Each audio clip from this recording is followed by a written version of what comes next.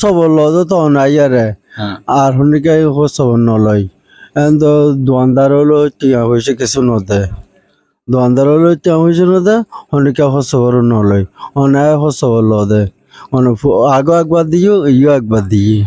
আচ্ছা, ভাই যেটা বলতেছে যে আসলে দোকানদাররা টাকা দেয় না, খোঁজ খবর নেয় না, ঠিক মতো টাকা দেয় না। আমি আসলে এই মেসেজটাই সবার কাছে দিতে যাচ্ছি। আসলে যারা আপনাদের এই বাজারে মূল্যবান মালামাল পাহারা দিচ্ছে রাত জেগে, আমার মেসেজ একটাই থাকবে যে আপনারা যারা বাজার ডিউটি করে তাদেরকে প্রাপ্য যে বেতনটা এটা আপনারা দিবেন, এটাই আপনাদের কাছে আমার অনুরোধ থাকবে।